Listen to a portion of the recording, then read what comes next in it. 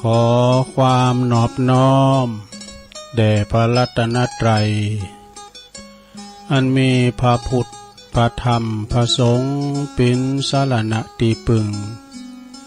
กราบแนบไต่ไหวสาถวายความเคารพมายังครูบาอาจารย์พระมหาเถรานุเถระท่านเจ้าคณะพระสังฆาธิการพระภิกษุสามเณรเจ้าจุโตนจุองค์กูวัดวาอารามพร้อมตึงสำนักที่พักสงฆ์ตัวยเจริญปอนมายังบรรดาปอออกไม่ออกศรัทธาสาธุชนนักศีลนักบุญคุณดีต่างหลายปอหลงแม่หลงปอลุงแม่ป่าปีป่าหน้าเอาอาศรัทธาตีนจ้องห้องวัดเท่าแก่หนุ่มกำใจยิงต่างหลายอันปินกีฬานุปถากสันนิบาลตานเข่าวันนี้ก็มาฟังรายการเนาะภาคตอนบ่ายวันนี้เป็นวันจันทร์ก็เป็นภาระหน้าที่ของตนโตแห่งอาตมาภาพเก่ากับผมตุลุงนันชัยวัฒนาคเสโนจัดรายการอยู่ที่วัดพระธาตุดอยน้อยตำบลดอยหล่ออำเภอดอยหล่อจังหวัดเชียงใหม่ในยามบ่ายนี้เปิ้นก็บอกว่าสาลธรรมยามบ่ายมามาจ้าพบปะกับปอออกศรัทธาท่านสาธุชนนักศีลนักบุญต่างหลายเนาะก่อนนำเสาะหาตั้งมรดกธรรมปืนเมืองพองข่าวหามกำเคินในทุ่งในทานชาดกพองก็มาเล่าสู่จู้กันฟังภาคตอนบ่ายตอนนี้ก็แดดแจ้งดีเนอสถาฝนก็ทันได้ยั่งแล้วจ้ะฝ่าฝนก็คงจะยุดจะยั่งไปจ้ะนั่นวันนี้ก็สถาญาติโยมอากาศก็ร้อนเนาะตั้งยอดดอยหน่อยนี่ก็ร้อนเต็มที่ตุลุงก็เลยเปิดแอร์เนาะเปิดเครื่องปรับอากาศให้หน่อยหนึ่งปรับอุณหภูมิตั้งในห้องส่งนี่มันเย็นให้หน่อยเนาะเย็นตึงคุณจัดเย็นตึงเครื่องส่งด้วยก็จะได้บ่ฮ้อนเนาะกันตุลุงจะออกรายการก็ตุลุงก็ปิดแอร์ไว้กำถึงออกรายการแหละเปิดให้ชั่วโมงหนึ่งชั่วโมงที่สองมันก็ยังเย็นอยู่ ก็เลยเปิดไปก่อนนี่ก่อนเนาะก่อนอื่นก็ขอบคุณสถานีวิทยุเนอร์ที่เป็นเชิญรายการช่วงตอนบ่ายช่วงเวลา 15-17 นาฬิกาขอบคุณสถานีคืนธรรมะของชุมชนวัดห้วยตองซักเนอร์ตำบลขวงเปา FM 98.75 เมกะเฮิรตซ์ขอบคุณสถานีวิทยุคณะสงฆ์อำเภอฝาง FM 100.25 เมกะเฮิรตซ์เนอร์ขอบคุณสถานีวิทยุคลื่นพระพุทธศาสนาการศึกษาและวัฒนธรรมวัดไฟหิน FM 104.50 เมกะเฮิรตซ์ขอบคุณสถานีวิทยุมนเสียงธรรมวัดบุพารามอำเภอแม่แจ่มเนอ FM 106.25 เมกะเฮิรตซ์แล้วก็ขอบคุณสถานีวิทยุบ้านทุ่งเรดิโอ FM 89.50 เมกะเฮิรตซ์เนอที่เปิดหับสัญญาณลิงสัญญาณไปสู่ท่านผู้ฟังที่อยู่ตั้งบ้านตั้งจองกันเนาะฟังกันไปช่วงตอนบ่ายในยามแดดร้อนแต่บางทีนี้บางแห่งก็อาจจะไม่ฝนอยู่มันมืดปิ้นตีฝนบัดเดียวก็เหมือนก่อนมืดในตกหันเมื่อกันเนอศรัทธาญาติโยมทั้งหลาย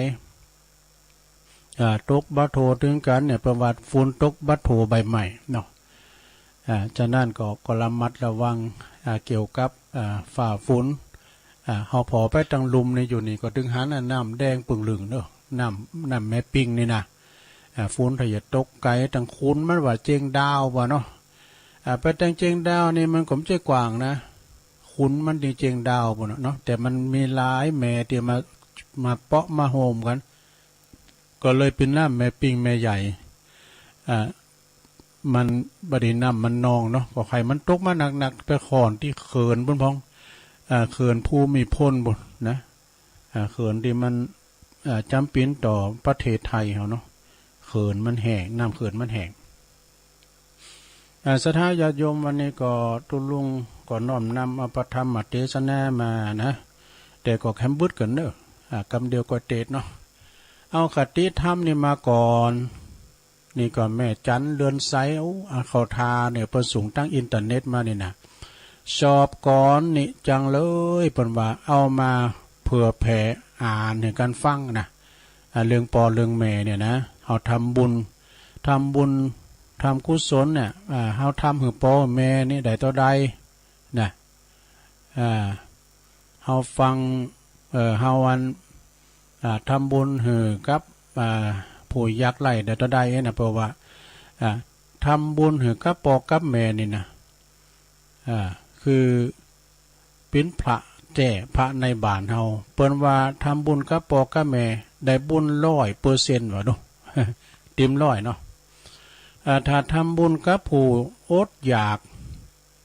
จะได้บุญอยู่ 80% เนี่ยก็ลดลงมาหน่อยนึงนะถ้าทำบุญกับผู้ยากไร้ก็จะได้บุญมา 70% ดูถ้าทำบุญกับผู้ด้อยโอกาสนะก็จะได้บุญ 60%ถ้าทำบุญกับพระกับตุเนาะกับพระได้บุญ 50% โอ้อำใจหยาคือได้หน่อยเพราะว่ามันเปิ้นทำบ่อยด้วยเนาะมาถึงวันก็ทำถึงวันนี่กะเนาะได้กึ่งนึงก็ยังดีอยู่เพราะว่าทุกวันพระเปิ้นมาทำบุญเนาะมาทำบุญก็ได้กึ่ง100แล้วลูก 50% น่ะเนาะแล้วก็อันนี้เปิ้นมีคำกลอนว่าจัดอาหารล้วนชั้นจัดอาหารล้วนชั้นเลิศถวายพระต้องสละทั้งเวลาและทรัพย์สินแต่กันเนาะหวังผลบุญหนุนนำค้ำชีวินพระได้กินของดีกันทุกวันไปเนี่ยพระแท้ๆพ่อแม่เราพระแท้ๆพ่อแม่เราที่อยู่บ้านนี่อันนี้พระในบ้านนะข้าวสักจานเคยตักให้ท่านไหมนี่ท่านกินอยู่หลับนอนกันอย่างไรใครโทรไป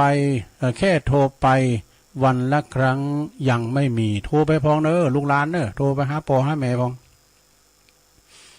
พินจะฮื้อพองอยู่สบายดีมีเงินใจถามเบิ่นเงินเดือนออกแล้วก้าขอยืมหน่อย รีบเถอะครับทำบุญกับพ่อแม่ดีนักดีแน่แท้ก่อนท่านตายกลายเป็นผีนี่สนาฟังเด้อผลบุญการกตัญญูกตเวทีนั้นมากเมเหลือล้นพ้นประมาณแต่กันเนาะต่อไปต่อให้ตักบาตรพระเป็นล้านครั้งสร้างบทหลังใหญ่โตมหาศาลผลบุญไม่เทียบเท่าข้าว1 จานที่เราท่านป้อนพ่อแม่แค่ครั้งเดียวดูศรัทธาเปิดถึงว่าเนาะอย่าลืมเปิดว่าไปลืมพระที่ในบ้านเฮาจะไปทำบุญตักบาตร100 วัดปันวัดนิมเจ้าตักเข่าตักเอาจอนตักเข่าป่อนพ่อป่อนแม่ว่าซะนะเนาะฉะนั้นก็ขอบคุณเปิ้นที่ส่งมาโดยแม่จันเรือนใสก็มีทำหลายบทอยู่นะสดานะแล้วก็กำเดียวก็มีธรรมโดยนักสดาวันนี้ตัวต่างอกต่างใจจะเอาธรรมยังตุเศรษฐีขอทานเนี่ยเศรษฐีขอทานคณาเศรษฐียังคายเฮิรนอย่างพระอาจารย์เน้นหลักว่านะ พี่จะได้ก็เดี๋ยวลองฟังในลงนะเศรษฐียังขอทานเอาอันเนียมกั้มกันนี่ก้าเวลาก็ยังเจ้าอยู่ศรัทธา9 ทีเมื่ออายุมากขึ้นเนี่ยของแม่ทองคำพรหมมินทร์เนี่ย9 ทีละ 9คือเตียวทีละบาทนะเตียวจ้าหือมีสติอยู่ตีเท้าแล้วก็หุ่นตั้งนะถ้าเฮาจะดูจะพอข้างตั้งก็คือยุดก่อนจะไปพอไปแล้วก็เตียวไปเดี๋ยวจะดาวว่าเพื่อว่า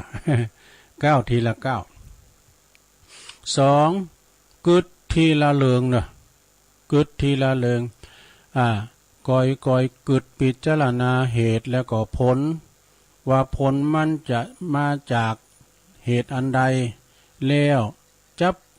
จะป้องกันบ่ให้มันเกิดขึ้นได้อย่างใดคิดทีละอย่างคิดทีละเรื่องว่าประวัตินะถ้าเราคิดหลายๆเรื่องเนี่ยมันจะฟุ้งจนว่าผูกโยงไปโมกันไปหมดเลยนะอันนี้ข้อสองต่อไปข้อที่สามลง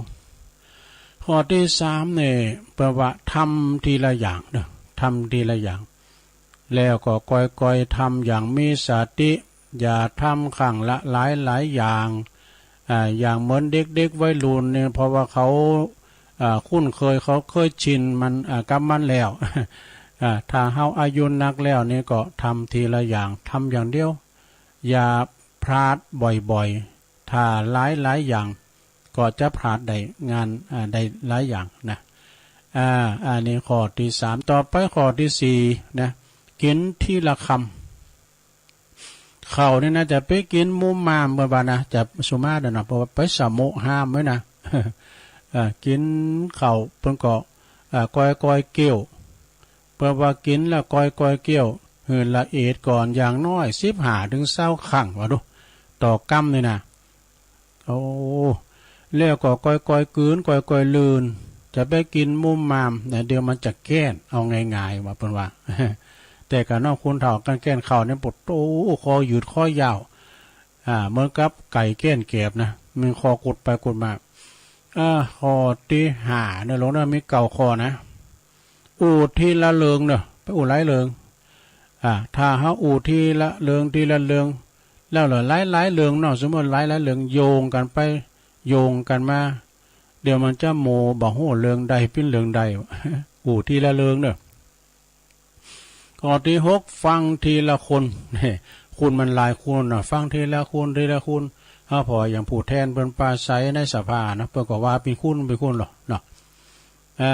ฟังกันเป็นเขือทีละคนเดินบัดต้องเพราะว่าและต้องฟังทุกคนแล้วก้อยประมวลดูว่าข้อเท็จจริงมันเป็นอย่างใดนะก้อยตัดสินใจเป็นอย่างไปนะข้อที่7ยกทีละน้อยนะไปยกนักเด้อเฮาเฒ่าแก่แล้วเป็นว่าไปยกนักแล้วก็เพราะว่าอย่าอู่ว่าเฮาเคยยกไว้นะนะอันนั้นแหละคือเป็นการที่ว่าประมาทดิ่มดีนะกามเนื้อก็เฮานี่กะเนาะเพราะว่าเฮานี่เฒ่าแก่มาแล้วจะยกยำก่อนนี้ได้แล้วนะต่อไปเป็นข้อที่8เน้อลงเน้อข้อที่8ดื่มน้ำเนี่ยทีละอึกเพิ่นว่าดื่มน้ำทีละอึกก็ทีละกืนนะครับเพราะว่าไปกิน2กืนซ้อนกันมันไหมกะ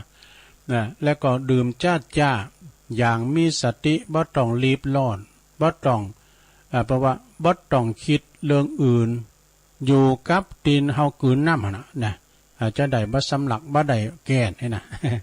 ต่อไปข้อสุดท้ายเด้อข้อสุดท้ายแก้ปัญหาทีละเรื่องเนาะปัญหามันมีหลายก็แก้ทีละเรื่องแต่อย่าแต่ละเรื่องก็แก่ทีละเปราะเลยนะอย่าเป็นเหมือนลิงแก่ลิงมันแก่แห่น่ะยิ่งแก่ก็ยิ่งยุ่งยิ่งโมกันไปหมดนะเปิ้นว่าจำไว้ว่าถ้าเฮาจ้าลงอีกนิด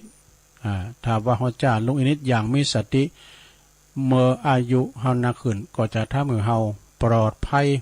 มากยิ่งขึ้นไปโดยกันนี่จบแล้วสราญาโยมเนาะอันนี้ก็แม่ทองคำพรหมเมนเพิ่นอยู่ปุ้นอยู่อินเดคินแม่แตงบอกขอบคุณเด้อเนาะแล้วสราญาโยมตอนนี้ไปตุลุงจะเด็ดทำเศรษฐีขอต้านกันเด้อสราเด้อ ทำผูกนี่เปิ้นก็ว่ามันมีพราหมณ์นะมีพราหมณ์คือเป็นเศรษฐีผู้หนึ่งอยู่ในเมืองปาราณสีเศรษฐีผู้นี้มีเขาของเงินคำสัมปติหนักนาป้าป่านให้นาปาตั้งเลิกสนไรนามีขาใจคุณซอยต้วยอีกดำลงเป็นเศรษฐีมาแต่หึงเมินนานและมีลูกบ่าวคุณเดียวอายุได้16 ปีจำเลื่อนไว้ใหญ่นากาบ้านมาอายุ16 ปีนะพ่อแม่ก่อนเลยเสียแก่ชีวิตวะปอเศรษฐีแม่เศรษฐีลุ่มหายตายจากไปนี่เสาหลักตั้งขอบโคปอแม่ตายละ ยามเมื่อพ่อแม่ได้กินควางบุควางบะนะพ่อแม่ได้ละปิ้นหอยน้อยจานะลูกบ่าวของเปิ้นอายุ16ก็ขึ้นครองปิ้นเศรษฐีแต้นพ่อแม่เนาะแต้นปอไปเอาของเงินคำเนี่ยกินควางกินกึ่งควางกึ่งก็ย้ำเสียงด้วยนะประวัตินะตลอดจาดก็ถึงเสียงเนาะอยู่ไปหมุนไปสักน้อยก็มีใจหนุ่มน้อยหน้ามนคนหนึ่งมาขอปิ้นสหายอะกะมาขอปิ้นสหายก็ว่าจะขอปิ้นสหายสหายเกี่ยวสหายข้ามเดียวกันก็เลยคบหาสมาคมกับคุณผ่านคุณที่มาคบตัวนั้นเพื่อคุณผ่านคุณผ่านสันด้านหยาบเนาะคบไปมืนไปมันก็จักจูงไปตังไปแอวการแอวงานแอวกลางค่ำกลางคืนในกันเนาะไปกินไปแอวเอาเขาไปตังอบายามุกเนี่ยจนไปบ่อนก็ไปหลิ่นไปการพนันต่างๆไอ้กะเอาของเงินคำก้ำแก้วก็ไปหลิ่นการติดบ่อนการพนันก็เสียงไปงานหลิ่นงานลื่นเริงเดนไหนเนาะบนเมนนักร้องนักดนตรีก็แจกไปไอ้กะเนาะมันไปกับคุณผ่านเนาะกลางคืนก็ออกแอวกันกลางวันขึ้นนอนรับเพิ่มว่าคืนปิ้นนกจันกลางวันปิ้นนกเก่านอนรับสหายป้าไปดูเนาะเอาเขาติดเหล่าติดยาติดการผ่านนั้นเวลาหลินเสียงก็มาขายของในบ้านจองขายไปบางทีก็ได้ขึ้นมาเอาเขาของย่างหอยังขึ้นก็หมดไปขายไปเอาให้นาปาตั้งเนี่ยกินความบุความบานเนาะปิ้นหอยน้อยจ่าพ่อแม่ไตละขายหอขายเฮิร์นบ้านเศรษฐียังขายเฮิร์นอย่างพระอาจารย์เน้นหลักว่าเนาะขายเข่าเสื้อผ้าคู่ใบก็ขายว่าซะนะในธรรมนะเปิ้นว่านะตามในธรรมตัวลุงสรุปในธรรมไว้ก่อนว่า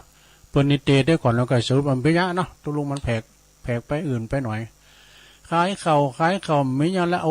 กรรมนี้มีเงินมาให้หน่อยนี่ก็ไปหาเจ้าหมูเขาก็หันว่าเสียทีไม่ยังแล้วเว้ยบิดหนานี้มาว่ะนี่เปิ้นว่าเวลามีเงินในตัวการปิ้นปลูกเวลาตุกในบทหางหายกันหมดมีเงินมีเก่าป่าซีป่านะเวลาอนาถาเก่าป่าซีป่าหายไปมันดึงเหมือนอย่างอันเดียวมีเงินเขาอันนั้นปิ้นมิดปอกหลอกโดนน้ำจะมิดแท้มิดเทียมเนาะมิดปาลาเนี่ยเพราะว่าไปขบคูณพานก็พาไปหาพิษนะจุนว่ามียังซักอย่างก็เลยกำเบิ่งหมอขอกินกับพี่น้องเจ้าบ้านดูเศรษฐีนะซะนะก็มันเป็นอันแต่สดาญาติโยมทั้งหลายบางทีนี่บุญมันมีถึงนะคุณเฮาจำเริญถูกหวยถูกเหล็กจังมีหรอเงินพิ้นทุกกี่ล้านว่าไปมุนเนี่ยหันมาอยู่ก็ตัวเฮามุนซะหน่อยหายไปเอาไปมาอาชีพเก่าเหมือนเดิมอันนี้คือว่าบุญมีกรรมมาบังเนาะจางเก็บจางออมก็เลยไม่ยังอยู่ต้วยนะเขาของเงินคำกำแก้วกอมอยู่กับอันนี้ก็ในธรรมเป็นว่าธรรมบาลีเป็นว่าอบายมุกนะเศรษฐีขอทานเนี่ยอันนี้ตุลุงจะเตธรรมขอคุ้มตังอาจารย์สมเพชรเนี่ยปัญญาโนเป็นฝากมาเนาะเป็นตานมาแล้วก็หลวงพ่อบุญปันปุญญธรรมโมวัดแม่โป่งโดยหลายภูมิภูทะสอหังหลวงพ่อบุญปันมาเตดเนาะเตดอันนี้ก่อนเตดปืนเมืองก่อนนะลงบ่ยาวสักกัมก่อนแหละนะสรุปไปแล้วเนาะก็ตามน้ำตามธรรมไป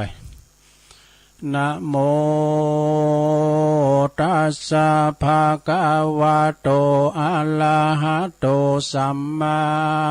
สัมพุทธัสสะอิมังธัมมาเตสานังสัทธาสวัตถิยังวิหาลันโตพระมนาปุตตังกาเทศิสาทาโวดุลาสาปุลิสะทั้งหลายตั้งยิ่งใจมวลหมู่พร้อมนาอยู่ฟังธรรมจงดาจำฟังที่เอาเป็นที่ใครการ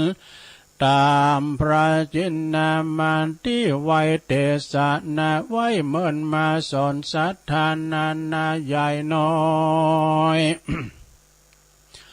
ได้รู้ถอยกองงานดีเอาว่าตนนี้ออกจากทางทุกข์ยากสงสารได้ถึงนิพพานเวียงแก้วอันเป็นที่แล้วกะเสมใจอดฟังไปแต่ตนที่สืบสนถึงปลายบัดนี้แดเตอกิละดังได้รู้มานี่ลาวยังมีพรามผู้เท่าหนึ่งผู้หนึ่งใส่อยู่ในเมืองใหญ่สาวัตที่เขาของเมหลายหลากคือเมียมากทมนาการนามาบอดได้มีลูกไว้ใจเดียวอันเป็นสายเกี่ยวจองหอยหลักลูกน้อยดังดวงตาในกาลมาขึ้นใหญ่อายุลูกได้16 ปีผู้เศรษฐีผู้เป็นพ่อกรรมมาก่อเติงตานก่อมาดับขานมวยมั่งจากโลกกว้างโลกาผู้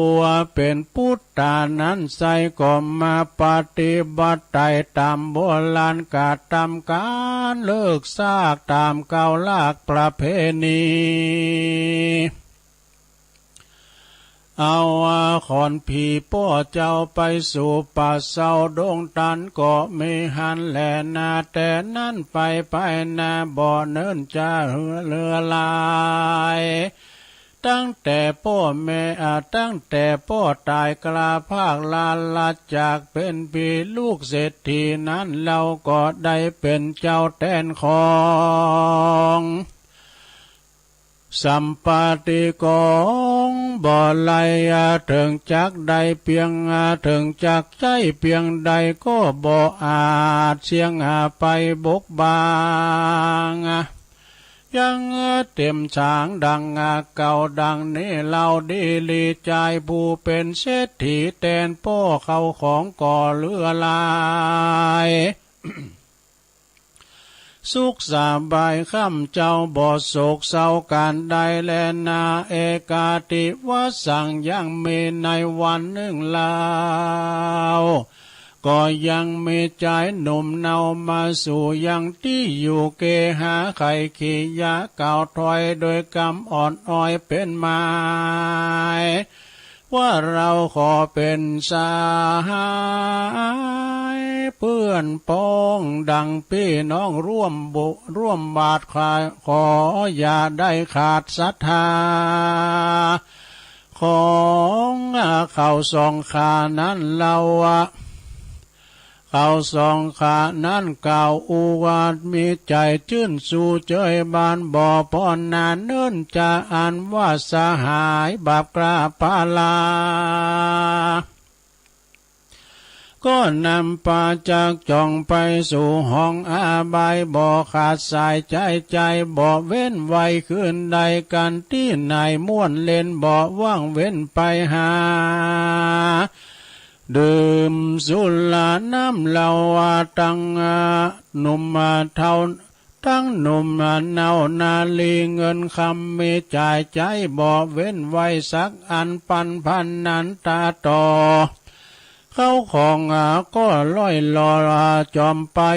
บ่อนนานเต้าใดขวาดลูกเขาของมีอยู่ทมนาก็ไกลกลากลาดกลอยขายไปเตื้อหน่อยบางเบาย้อนว่ามัวเมาเสพซอ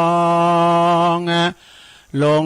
อยู่ห้องอาบายเขาของหลายมากเต้าก็มาขายเลขเหล้าสุรา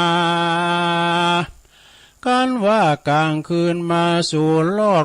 ก็ไปแอวสอดบ่เว้นการละเล่นมีนายติสาใดใกล้กายบ่เว้นไว้ไปหาย้อนว่าสหายนั้นนาเป็นเหตุพาเข้าสู่เขตทางผ่านเป็นคนเอ็นยันขี้ค้านบ่ลูกการบ้านอันใดกลางคืนไปแอวสอดกลางวันลอดมูกหมูลับขุดคู่อยู่เหมือนตายข เขาของหลายมากกวางบ่ออาจอ้างสั่งใครยาอันปิตาป้อตายละไว้โทมนาบัดนี้นานีกายมีอันใดบ่ไว้อันจะขายได้เงินคำก่อรีบไปจำนำบ่จ้าสุดแต่เสื้อผ้ามวลหมู่อันตนนุ่งอยู่จุวันก็ขายไปปั่นพันนันลาทอดบ่เหลือลอดอันใดการว่าเขาของเสียงไปมวลหมู่ก็ไปสู่สหายข่าวต่างหลายบ่จ้าก็มาการเขาหันก่อนนี้ไกลโบราณไขว่าไว้ตั้งแต่ไทยเดิมทีว่ายำมาเป็นดีหลายหลักสหายหากมากด้วยมายามอนาถาตำจาไผบ่เหลียวพอหน้ามาใจกรรมอันคนไขไว้ก็มาหากได้แก่ตัวเราย้อนว่ามัวเมาตั้งถอยจึงตำก้อยเครื่องงาขี้เปื้อนกินมีหลายหลากเปื้อนตายนั้นหากหาเขียมจะเพียบเตรียมต้นไม้บ่อมีบ่อไหลดงตัน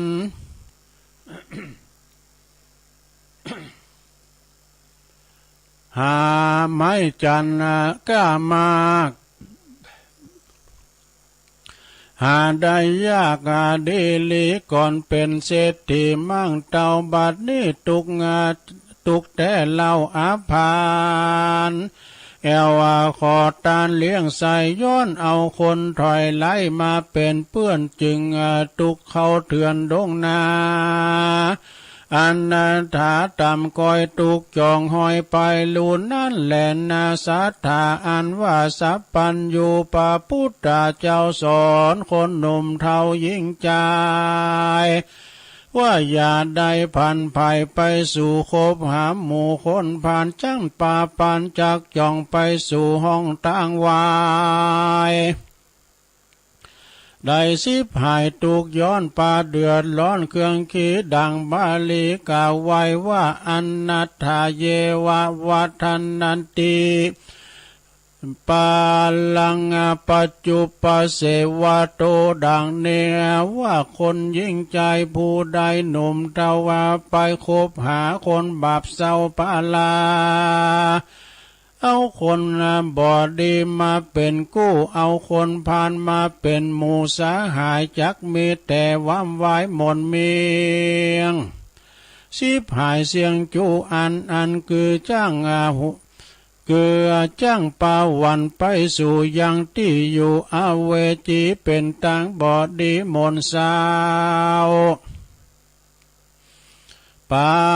ดื่มน้ำเหล้าสุรากลางคืนมาบ่อเว้นปาไปเล่นการพานันมามีจูอันหลายแหล่บ่อเว้นเวตังจูเป็นนักเลงสู่นาลี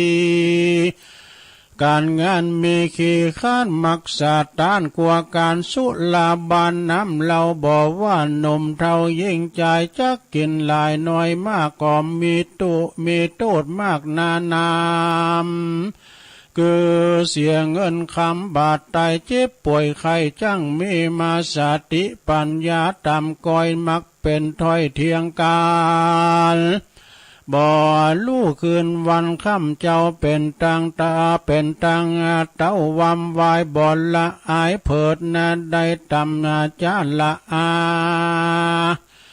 กำนันนินตาหลายแหล่เตี้ยงเกิดแก่ตัวตนตัวจักปะมัวเมื่อซอยตุกจองหอยตัวมานั่นแหละนาแถมประการหนึ่งสายมีเม็ดไว้เป็นคนปานจังปาปานไปสู่แอวกลางคืนอยู่บ่อขาดสายเป็นตั้งไว้หลายอย่างมีต่างตั้งผ่านเอาคนพันมาเป็นมิตรเหมือนดังเอางูพิษมาอยู่ไกลจ้างร้อนไม่ไปลูนนะ บ่รู้จักกุลและโทษมีใจเหี่ยมโหดปาลามักจักป่าบ่เว้นไปที่ม่วนเล่นไปสู่ยังที่บ่หอนรู้คืนวานะการพานันนั้นโสดมันมีโทษเลือลายเขาของลายมวยม้างบอลหลอกข้างอันใดกำโบลันไขแต่ก่อนเจ้นปูมอนสอนคนนะว่าจุมหมู่โจรถอยไล่มาลักยังลักทรัพย์ยังเหลือไว้เกหาไฟแถมหน้าไม่มอดก็ยังเหลือลอดแผ่นดินแต่ว่าการผ่านนั้นกินจนเสียงมดเลี้ยนเกียงบ่อล้อเหตุนั้นหนอกวนขวาดรู้อย่าได้ไปสู่คนพานาคบแต่นักปราชญ์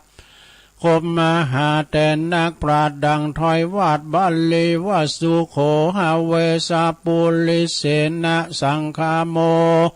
ดังนี้ว่าการคบหานักปราชญ์ผู้ฉลาดเมตติกองใดดีมากน้อยท่านขอท่านกล่าวถอยสอนปันเหือใดลู่บุญลู่หันบุญบาปกองอันบ่สุภาพก็เว้นนี้กองได้ดีก็เที่ยวใจปฏิบัติค่อยตามลายเตียงสมมาสมใจหมายไฟหอยได้จืนจ้อยเจยบานนั่นแหละนาแถมปาการนึ่งใส่ตังหมดไม่ว่ำไวคือคนยิงใจขี้ข้านบ่เอาฐานเอ็นยานนะ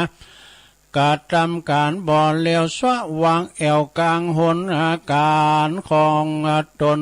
มากน้อยบ่อไฟห้อยโททำมักไข่กำกล่าวอ้างมีต่างหลายอันว่ามักว่าวันมักอังวันอังเจ้านักปราชญ์เต่าเมติเก่าจี้ว่าคนดังนี้ยิงใจแม่นาเม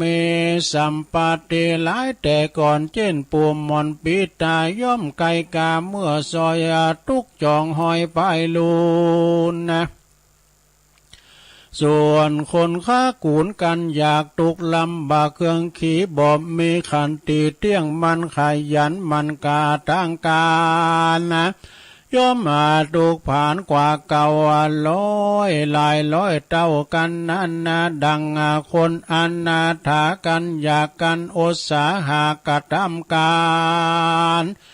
ย่อมบ่ทุกผ่านดังเก่าอย่าจักมั่งมุนตุ้นเต้าเป็นดีส่วนอันว่าคนมั่งมีแต่ก่อนบ่ละย่อนอุตสาซ้ำจักเมียมามากกว้างบ่อาจอ้างเป็นหมายนั่นแหละนะแต่ดังเทศนามานิสัยกองถอยไล่ก็มีกองได้ดีก็มีมากหลายสุดีหายสากสูญกันกองใดดีหันจำไว้เอาเป็นมาใจกับตูเอา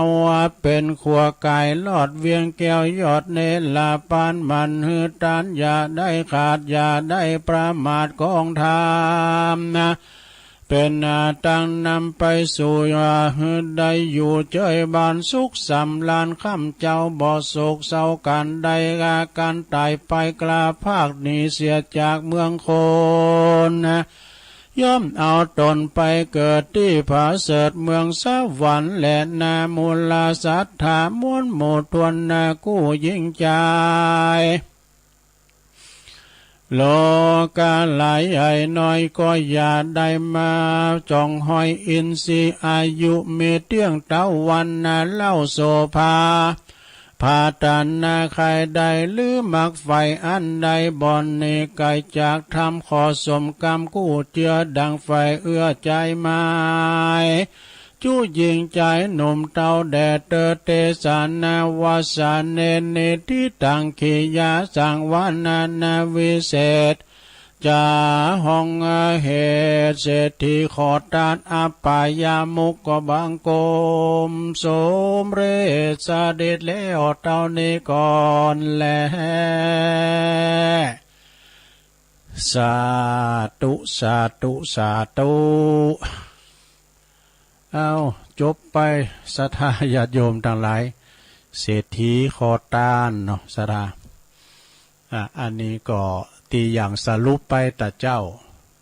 แม้แต่เศรษฐีก็ยังขายหอขายเฮินเพราะว่าพ่อแม่ตายละเขาของสัมปติไว้ให้นาปาตั้งเนาะ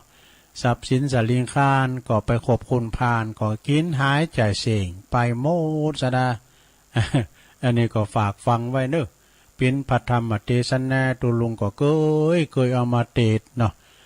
ก็เอามาเทศแถมเนาะฟื้นฟูความจำเปิ้นถึงว่าไฟโจรป่น10 เตอนะไฟใหม่เตอเดียวก็ยังเตาโจรยังก็โจรป่น10 เตอยังเหลือหอเหลือเฮินถ้าไฟใหม่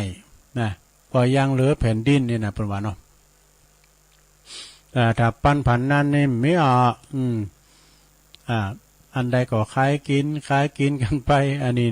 ก็อย่างเปิ้นว่าแต่เนาะกำบักเก่าโบราณน่ะสะดาก็ลินก็จ้างลินเอามอกพอให้พอดีเนาะเรื่องห้อยเรื่องแซ เอาตามแต่ลินมาต่อได้เนาะมันก็เปลี่ยนไปมันหูไปอย่างว่าได้ การว่าปันผันนั้นนี่ก็มันลินใดก็ดีเนาะ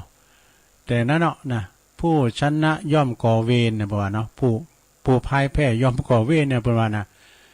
อันนี้ก็เป็นพระธรรมเทศนาเนอสดาญาโยมเอามาเล่าสู่จูกันฟังแอมเบิร์ตตูลุงก็จะเอานิทานธรรมมาเล่าให้ฟังทำเนอนิทานชง2นี่ก็จะเป็นนิทานชาดกเกี่ยวกับเรื่องว่าจิ้งจอกม้าสุนัขจิ้งจอกกับสากย่าง ก็ฟังคือกับพินตาดิมนเนี่ยเป็นว่าสิงกาลชาดกแล้วก็ทำเรื่องหนึ่งหลงคาลมเนี่ยสะบุพลัตตชาดกหลงคาลมกำอู่กำจ๋าคุณเฮานี่สถาญาโยมละลายเมื่อก่อนเนี่ยเฮามาฟังรถหนังขายยาเป็นมาใช้หมู่หนังหนาวัดเนี่ยนะอันโฆษณาเนี่ยก็ยาที่มันวาเนี่ยมันเหมือนจะบรรทุกพยาเท่าดีล่ำเลย ก็ฟังมันวาเนี่ยมันแมนกูกรรมอยู่ในพยาเท่านี้นะชื่อมากินพอโดยนะ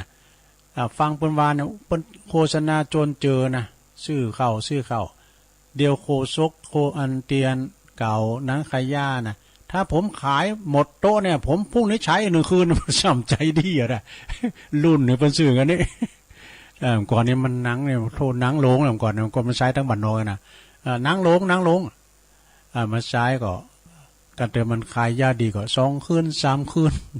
มันก่อนห่างบุญไทยโอสถเนี่ยนะสระใช้จุ๊บขี่ข้านพอละอันก่อนเนี่ยแล้วก่อนหนังก็ได้ขายย่ามนะครับพองวานได้ขายก็ใช้ไปเรื่อยๆนะก่อนนี่เวลามีการไม่งานเนาะหนังขายยามันมารุนกำรุนเนี่ยมันเป็นหนังมันแจ่มสัตว์เดียนะเพิ่นไปพักอยู่ปูนที่วัดน้องหลองตาจ่างน้องหลองบนเวลาว่าเฮามีการไม่งานก็ไปหาหลวงพ่อท่านพระครูนี่ท่านพระครูขอหนังมาใช้ที่วัดเอาหนังขายยาก่อนนะไปก็ไปนะผมใช้หนังขายยาโทษหนังก่อนนี่มันคุ้นก่อนมันผมหนังเนาะไปเอาการอย่างงานเดือนไหนก็ตามลงก่อนนี้เพิ่นมีงานจัดอย่านะเจอสหมาจัดพงก้ามอย่างนี้นะเจ้าบ้านเพิ่นจัดพงก้ากรรมการบ้านเพิ่นจัดการเพิ่นจะมีลำวงมีมวยมีหนังเนาะหนังนี่ตั้งไว้ขนาดพูนทวี พูนทวีภาพยนตร์นะเพิ่นก็ปล่อยเพิ่นไปลำวงกันไปพอมวยกันไปการเลยว่าหนังฉายนะบทตัวภาพยนตร์ม้วนแรกลงสู่จอเนี่ยปู้โตโลไปผ่อนหนังหมดเลยซะนะไปผ่อนหนังก็หมดก่อนนี่หนังนี่ดังนะเอาเขาเนี่ยมาขาหนังทีวี ทีวีมาขาหนังเนาะเนี่ยมาขาทีวีเนี่ยอินเทอร์เน็ตอย่างต่างๆเนี่ยเนาะใช่ไหมตอนนี้ตุลุงก็ลำดาไปสถาก็เดี๋ยวตุลุงจะเล่านิทานเนาะวันนี้นี่จะคุกคักกว่านั้นเนอกันอู่กันจ้านี่นะสดา บัตรลกมันกูเตอเนอขอบคุณแม่มนเนอเปิ้นอยู่พุทธนิมิตก็ตักมาทั้งหลายอาจารย์นิพนธ์คนโคราชไหวสานะครับเนอแม่ไพรแม่อัมพาพันธ์ชัยเมืองยองเนอฟังอยู่เนอตัวลุงชัดเจนดีขอบคุณในแม่เนอคุณแม่กันดาศรีเนตรฟังอยู่ชัดเจนดีแล้วก็มีกลุ่มเทพาลักษ์ด้วยเนอกลุ่มเทพาลักษ์ก็เป็นกลุ่มวิทยุเนี่ยว่าตัวลุงเขาก็ไปตานเตนเนาะกลุ่มเทพาลักษ์ไปตานเตนก็มีหลายสถานีเนาะคือว่าถ้าว่ามีหลายมีกลุ่มหนึ่งเนาะจังน้องหล่องนั่นแหละหลายตีไปตานเตนตานหลอดไฟที่ปูนเตียนวัดพระเจ้าอุ้มลิ้นตุลุงก็กำลังได้ไปตัวเดียวพระเจ้าอุ้มลิ้นนี่ปุ่นเป็นอยู่อำเภอหางดงเนาะตำบลศพแม่ขาวัดทุ่งวัดป่าปีอาจารย์พระอาจารย์เพิ่นเป็นคุณไทยจากอุตรดิตถ์นะมาสั่งสมปานที่หันโอ้เพิ่นแปลงวัดงามซะนะแต่วัดนี่ก็บ่กว้างนะเพราะมี2งานปลายวะ แปลงวัดแปลงว่าก็ลมลื่นดีก็เอาไม้ไปปลูกแล้วก็ไม้ก็ตอกไปปลูกปิ้นไม้ยั้งก็หลายอย่างไม้พักดอกแก้นาก้ามเนื้อก้าเนี่ยเอาไปถวายเปิ้นก็เอามาปลูกก็เป็นวัดที่ศักดิ์สิทธิ์อาจารย์เปิ้นบอกว่าเป็นวัดที่เจ้าตีแห้งนี่นะมีว่าตุเจ้าเปิ้นมาพักมาอาศัยมาจำวัดสาปดตู้หนีเลยวันเลยคืนก็มีนะโอ้ก็คือสิ่งศักดิ์สิทธิ์นะสระเวลาเปิ้นไปปฏิบัติธรรมก็เปิ้นก็จะหู้จะหันกันเนี่ยเนาะอันนี้ก็คือมีกุฏิสระญาโยมว่าวัดใดนะสิ่งศักดิ์สิทธิ์เทวบุตรเทวดาปกป้องคุ้มครองรักษาวัดวัดพระธาตุด้วยน้อยเนี่ยนะสระมีเป็นคืนนะบัดตูนนี่มันห้องมันเห่าถ้าใครคืนหงก็มันเห่าแวดธาตุมันก็เห่าไปตั้งแต่ตั้งเนื้อเอาถึงเกิดว่าของดีออกลาสอดวัด ของดีสอดวัดถ้าเจอตัวลงยองอยู่ก็มีอย่างนะก็มันก็เห่าอ่ะนอนเห่าก็มีนางเห่าก็มีนะนั่นมาก่อนมันก็คือว่าเจ้าตีออกสอดลาตรวจสำรวจวัดคือไว้นะจริงก็มีอย่างก็คือเมทอลนี้เจ้าตีเจ้าแดนปกปักรักษาเขาเนาะแต่ละวัดมันจะมีดูเพราะว่าพิเพศเนี่ยมีครูวัดวะกันว่าวัดถึงพิเพศจะเพศดิบนะเพศแต้เนี่ยเป็นถึงว่ามีเนาะแต่ว่าเขาเพิ่นแสดงหันได้เนาะการไพ่หันผีเนี่ยก็เป็นว่าบุญเนอะสถานเนอะเป็นว่าบุญไพ่บุญมันได้พอได้ก้อยให้มันดีไปหันนะเนาะของหาพอได้ยากเขาจะหันก็ตามเตียนหันโตหันติ่นก็มีนะที่โรงพยาบาลนี่ซะนะที่เปิ้นมันมีกล่องวงจรปิดเนาะชัมเตอร์นี่ล่อเข็นน่ะไปลุยมีคนอยู่ก็มีนะซะนะชัมเตอร์ก็อยู่ตกปุ่น อยู่ตกปุ่นก็มีนะแต่โรงยาเนี่ยแล้วก็ชัมเตอร์มีหันลายเนี่ยเนาะเปิ้นมีกล่องวงจรปิดเลยกะรถถีบเปิ้นนั้นเนี่ยนะปั่นอยู่อันจิ้นที่มีคุณนะแล้วก็ปั่นอยู่อันจิ้นที่ละอันเว้นมันก็พัดตัวก็แปลกเหมือนกันเนี่ยเต็มหันตัวนะใช่ไหม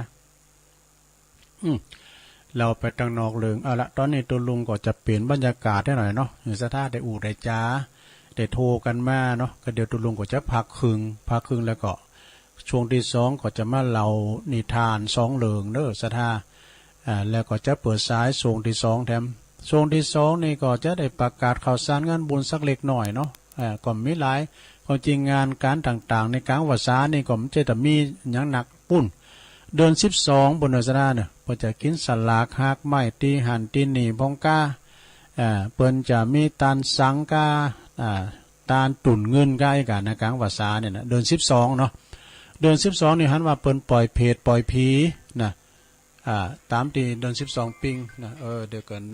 สายแหลกนี่เปิ้นมาต้องได้จ้าเจริญพรเจ้าตุลุงแม่อามอนะเจ้าแม่ฟังอยู่ทำนี่ก็ฟังจะหลายเจอก็ม่วนอยู่เคยเอามาเตะเจ้าดอยขังก็ทานเนาะเจ้าฟังดอยขังเจ้าเมื่อคืนก็ฟังอยู่แต่ไม่ได้โทรไปได้ตุลุงคือโทรกันฟังกันเนาะไม่เป็นหยังเปิ้นฟังก็ดีแล้ว น่าจะเมื่อวานนี้แม่ฟังเติมไม่กระโถเติมกระโถ เพิ่นฟัง ฟั ข้ ง อ อ มู ยู่ ลแล้ว ติดตามตลอดเด้อดูลุงเด้อ ขอบคุณแม่อมรหลายๆเด้อ วันนี้แดดฮ้อนเอาฝนกระจกแล้วเนาะไปลุง มีฝน มันเฮาคงมีฮ้อนพุ่นเจ้าอยู่กับพัดลมเนี่ยค่ะแล้วก็ฟังลุงเทศด้วยเนี่ย โอ้ดีแล้วดียินดีแม่เด้อเจ้า เจ้าไปสายเจ้า โอ้เข้ามาใหม่ปิดแอร์กันนะปอหนาวหรอ0899555656เนาะบุกก็มาอยู่เด้อบุกก็วันอังคารเจริญปอน มาเจ้าตะโร โอ้อุ้ยอินนะ เจ้าฟังอยู่เนอะเจ้า อุ้ยอินแม่สาบเสมิง เจ้า ตุลุงจะอ่านก็ปุนเนี่ยวันพัดบนเด้อ วันพี่สังเจ้า วันนั้นเพิ่นมาตานแม่สาบเสมิง เป็นกำลังใจตะลุงอยู่นะเจ้า อุ้ยอินฟังคืนไหนเนี่ย อ๋อนั่นบ่ลง มา ก้า ทุ่งเรดิโอ โอ้ เจ้า ของปดมบัดนึงปุ่นกันได้ เจ้า เดี๋ยวขอบคุณอุ้ยอินเด้อ เจ้าสาธุเจ้า อุ้ยอินก็กับลูกหลานวันนั้นมาเนาะตุลุงก็ตอนรับไปก็ไม่ได้อ่านและจือเปิ้นก็เอาโคมาตานพองน้ำเกี่ยวพองกะเจริญปอน ข้าพเจ้าเจ้าตะลุงฟังอยู่นะเจ้า แม่สมภาษณ์นะ เจ้าฝนตรงฟังร้องนั่นเดียวเนี่ย ตำปุนฝุ่นตกเข้ามาย่างเด้อนะ เจ้า ตอนนี้แด ฟัง ด ร้องเจ้าเลยโทรฟังโทรมา ตอนนี้แดดเฮ้ย เจ้าเจ้าแล้วกำลังแข่งตะลุงแล้วเจ้า ยินดีหลายๆเด้อ เจ้าฟั สาง ร้องอ่ะ โอ้พี่ยังทำมันห่อนแก่ๆก็ปิดเด้อปิดวิดีโอปินปื้อถือไว้เจริญปอน ไหวสาเจ้า แม่อยู่ไหนแม่ มันขายเจ้า แม่มารีวันเนาะ เจ้า มารีวันพิเคราะห์งาน ใช่แล้วเจ้า อันฟังเจ้าแล้วบอก ฟังแต่เจ้าแล้วเจ้า ฟังเทศฟังธรรมเรียบร้อยละ บันคายในบันคายนอกเนาะ เจ้า บันคายนอก บ้านขายหนกเจ้า ไม่อายเนาะ ไม่อายบ้านขายไม่อาย บันคายในอันตำบลแม่นาวางอะตำบลคุณมือกะ เจ้าไม่ระวังเจ้า แม่นาวางเนาะพวกกลางบ้านลุงเมืองเขาลุกจากสันโกงมาทางบ้านลุงเมืองนี่เป็นบ้านใครไหน แล้ววัดเพิ่นก็มีอันที่ไหนก็วัดนึงกะวัดบั เจ้าน คาย ไหน นอ ก็ ก วัดบ้านใครในแล้ววัดบ้านไขนอกนะเจ้า ได้ วัดบ้านไครในวัดทำให้แกวาดที่ลุงเมืองเขาเป็นแกวาดนั่นนะ ก่อนนั้นตุลุงไปประชุมไปอบรมที่พุทธมณฑลอัน ที่ไหนเจ้า พวกนครปฐมแล้วก็ไปปะกับอันเปิ้นปิ้นตุเจ้าที่อยู่เนี่ยทางเมืองฟ้างเนี่ยนะไม่อายเนี่ยตอนนั้นเมืองฟ้างเปิ้นรวมกันหมดอยู่เนาะแล้วเปิ้นซิกไปแหละแล้วก็เปิ้นปิ้นปรุงบัตรมา อ๋อ มื้อนั้นน่ะเปิ้นก็มื้อนั้นมาตุลุงบทใหม่อันนี้ เมินละเนาะ มื้อแล้วโต เจ้า ขอบคุณแม่มาริวันเด้อ เจ้า ไปศาลเจ้า บ้านคายนอกแล้วพิเคราะห์งานเจริญปอน ว่าสาลังกู ปอบุญมี ครับ ปอบุญมีเมืองกลางมาแล้ว ป้ากำลังห้อง ฟ้าห้องตุลุงอยู่ในห้องกระจกเนี่ยมาปิดแอร์มาปิดอันนั้นหู้เหรอ เฮ็ดคนเลยเฮ็ดรอเลยว่า โอ้มเจ้านี่ก็เฮ็ดนะกะ เจ้านี่ก็เฮ็ดอันแกงเฮ็ดเฮ็ดนี่เบลเลอร์ละมี เด้อนะครับบางตุลุงเลยพี่น้องจ๋าตุลุงเลย ขอบคุณปอบุญมีครับสาธุโธปอบุญมีก็คุณเก่าคุณแก่เฮาเด้อโอ้เข้ามาใหม่เด้อตุลุงมือมอไปหน่อยเจริญปอน ไว้สาครับ น้องเบลเนาะ ครับพอดีฟ้ามันห้องเลยแต่ที่ก็เลยไม่ได้ ปิด โทร เด้มันกันฟ้าห้องนะอันตราย ที่เลยไม่ได้โทรครับ ถ้าฟ้าห้องมันก็อันตรายน้องเบลโอ้ขอบคุณน้องเบลน้องเบลปูนอยู่วันเชียงใหม่เจริญปอน ครับตุลุงครับ พอลงวิน ไป เนาะ สาครับ ฟ้ามห้องกันบ่น่ะตะปุน ผมมีฝนด้วย ตั้งนี้ฟ้าห้อง แต่ ไกล มันขับมาเลยนะ นั่นนี่ก็แดดนะนี่นะ แน่แต่อันเพราะว่าฟังตู้ลุงมันเคยทำแล้วกันเลยเนี่ยฟังร้อยสีเนาะครับโอ้104นี่โพสต์ปุ่นกันนะปรงวินนี่เขาทาดีกะครับได้เปรียบกะได้เปรียบเปิ้นนี่ฟังทางเน็ตกันเนาะอันนี้ฟังสายตรงเลยนะโอ้ดีสายตรงเลยเนาะ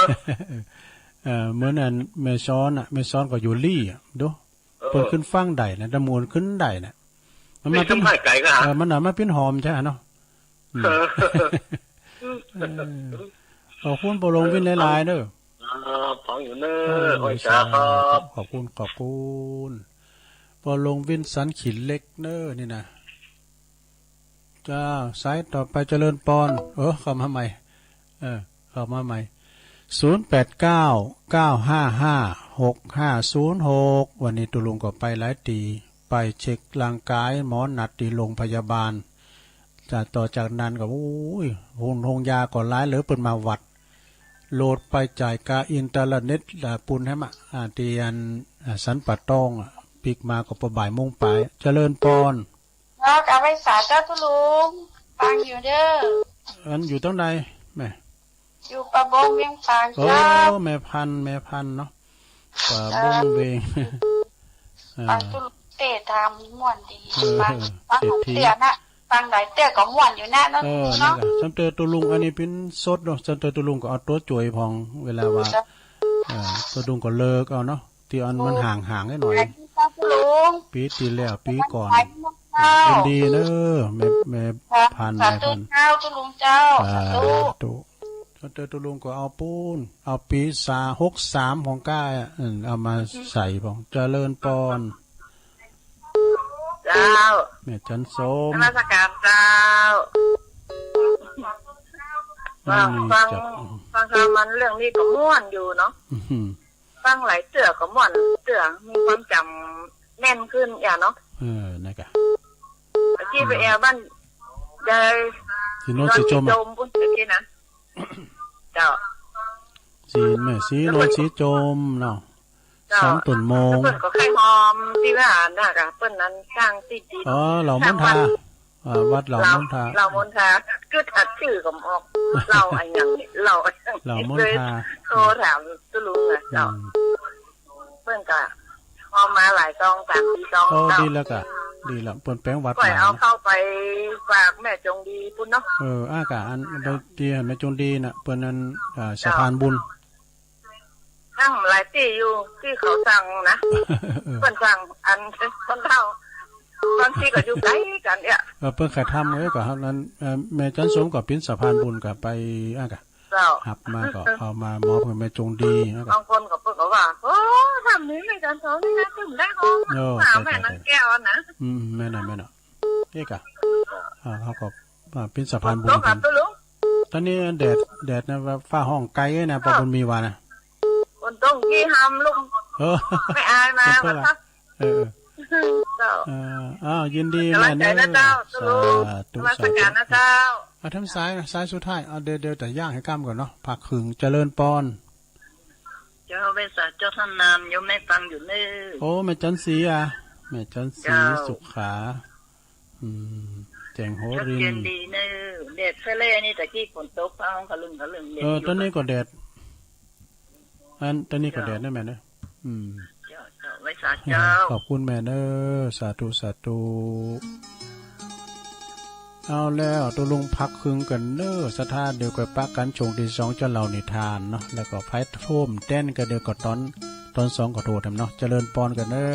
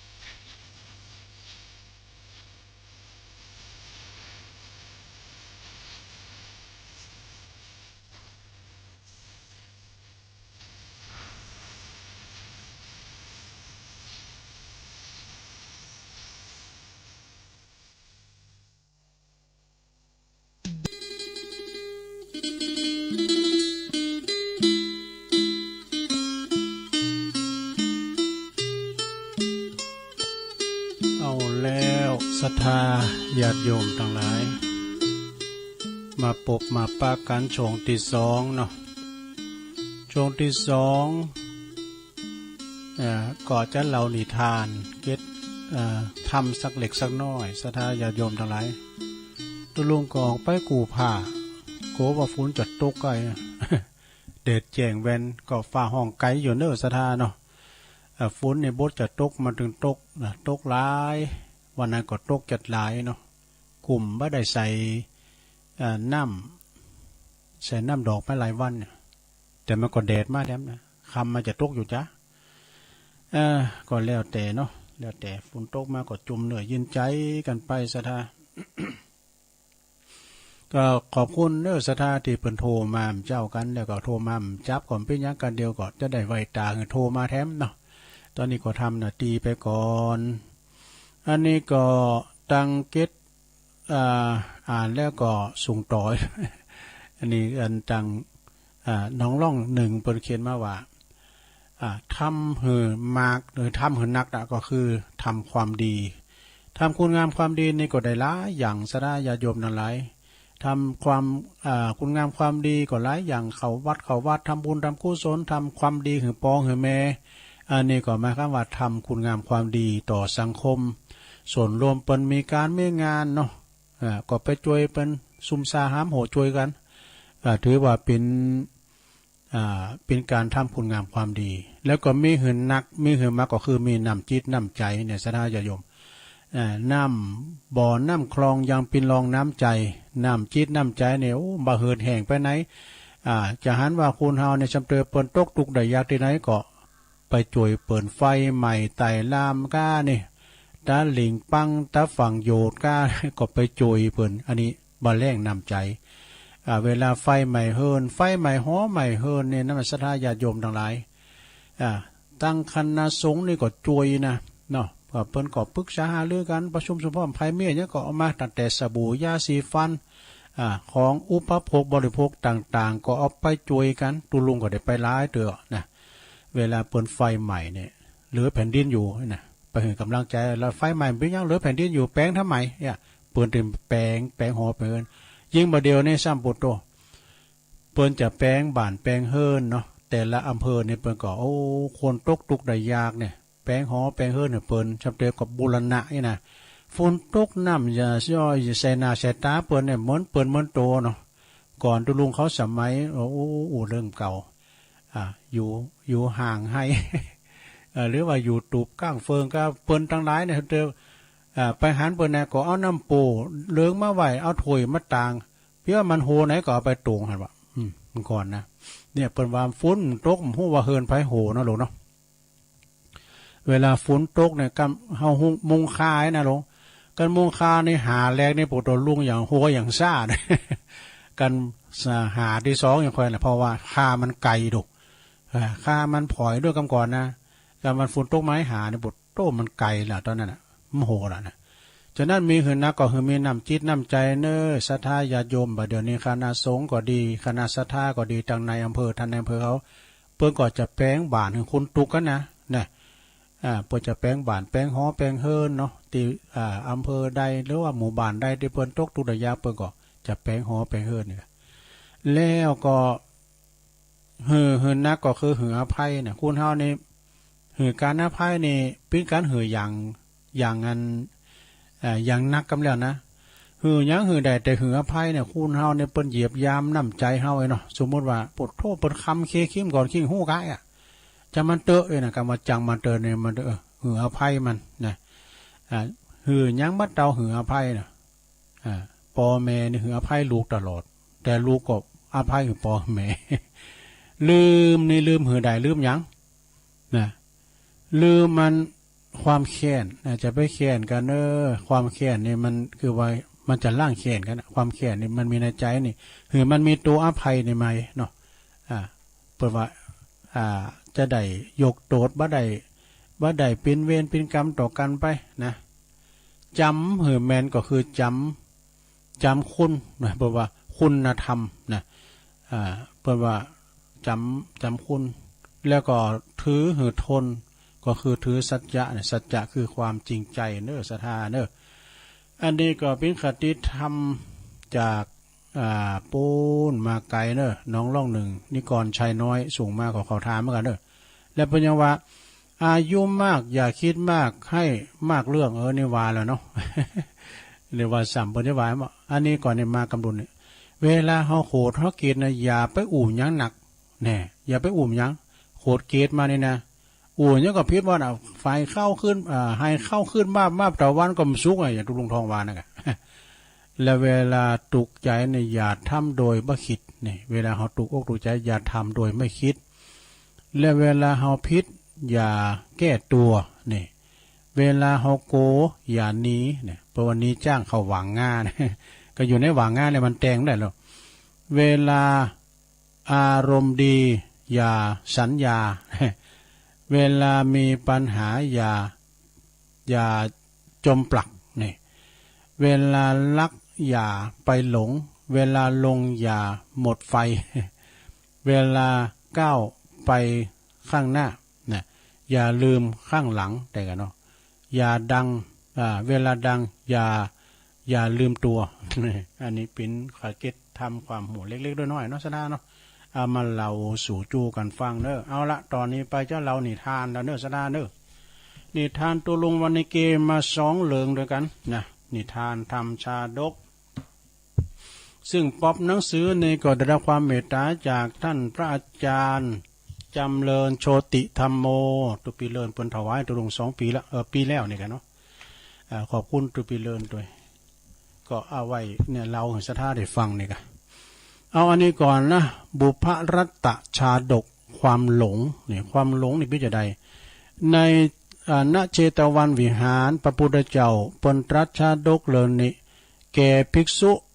นะคือตัวเจ้ารูปหนึ่งเปอเหอตัดใจจากลดมือของภรรยามีใจความว่าอย่างนี้เนอะในอดีตพระเจ้าพรหมทัตจัดงานลื่นเริงขึ้นในเมืองนะมีอย่างหลายอย่างกันเนาะสมัยเมื่อก่อนมีอย่างสมัยเดียวก็มีดนตรีมีย้อนยุค มีมวยมีอย่างเองกันเนาะจัดงานลื่นเริงต่างๆนะในครั้งนั้นก็ยังมี2 สามีภรรยากูหนึ่งนะ2 ผัวเมียกูหนึ่งนี่นะมีฐานะยากจนเนาะตุกผ่านลำบากแต่ว่าภรรยานี่มันเจียมโตเนี่ยนะก็อยากให้นุ่งผ้าที่ย้อมโดยดอกค่ำวะดูให้นุ่งผ้าที่ย้อมโดยดอกค่ำซึ่งก็เป็นดอกที่หาราคาที่แพงที่สุดเนอะนะฝ่ายภรรยาฝ่ายสามีเนอะสามีกาของเปิ้นก็ไม่อยากคัดใจภรรยาไม่อยากคัดใจเมียเปิ้นนี่เด้อนะจึงแปลงเป็นขโมยวะปลอมเป็นขโมยเนาะปลอมเป็นขโมยก็เตรียมที่จะไปขโมยดอกค่ำที่จากห้องพระคลังวะดูโอ้จะไปลักของพญาเจ้าเมืองที่ท้องพระคลังกันนะ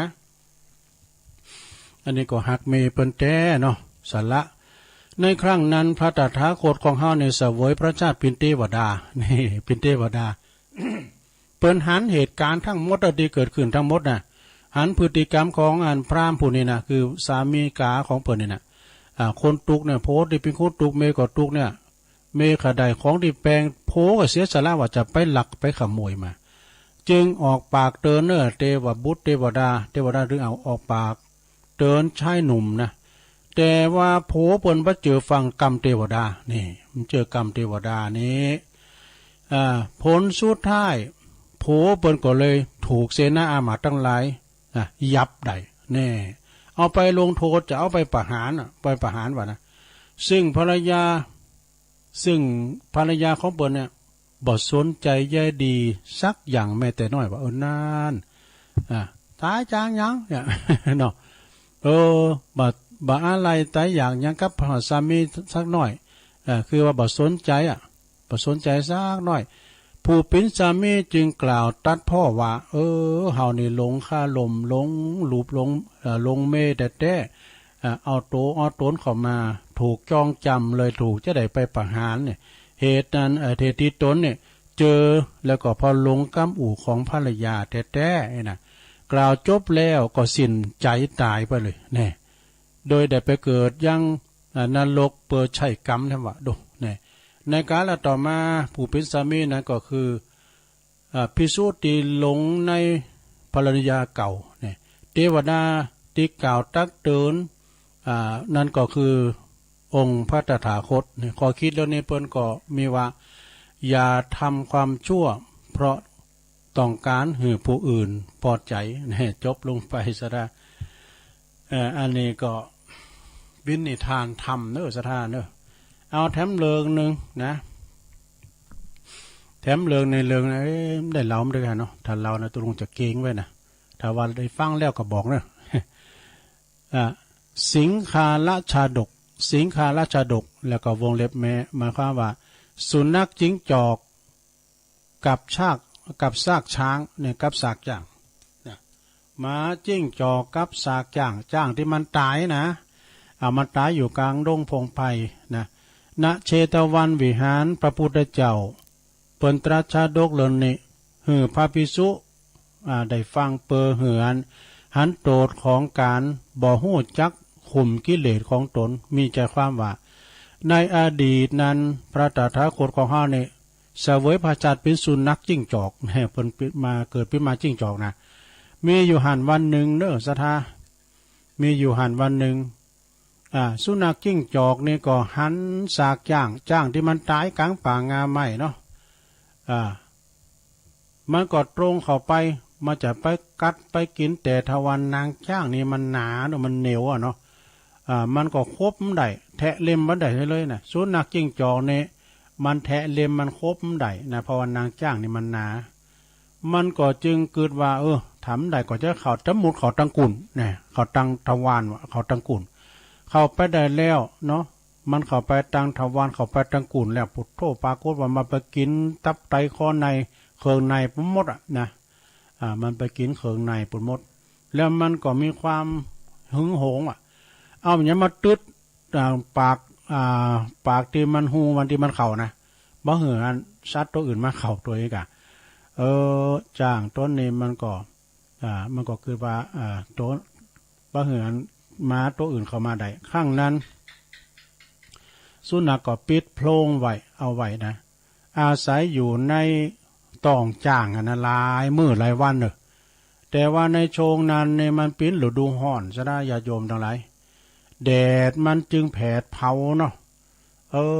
นางจ้างเนี่ยมันก็หดตัวมันปิดปากตูเข่าแล้ว มันแข็งไปเลยนะนางจ้างมันแข็งไปแล้วเขามันได้แล้วมันก็ออมได้เหมือนกันมันมาขังตัวอยู่หันลายวันอยู่เนาะปยาจ้างซากจ้างนี่มันแห้งเนาะแล้วก็ทำแต่ว่าวันหนึ่งวันใดวันหนึ่งดีอยู่เนอะปรากฏว่าฝุ่นตกลงมานะฝุ่นตกลงมาก็ทำเหือนนางจ้างซากจ้างนั้นมันอ่อนนุ่มไป มาจิ้งจอกนั่นก็เลยเล็ดออกมาได้อย่างวุดวิดนะโดยบ่คิดจะโลภแล้วก็บ่คิดเข้าไปตีในตองจ้างแถมซ้ำนะในการละต่อมาจิ้งจอกผูกข่มกิเลสใดนั้นครั้งนั้นก็คือองค์ตถาคตเนาะแล้วก็ข้อคิดเปิ้นว่าผู้มีปัญญาย่อมจักข่มกิเลสใดเด้อศรัทธาญาติโยมทั้งหลาย2เรื่องนี้ก็จบไปขีดข้อไปก่อนเนาะ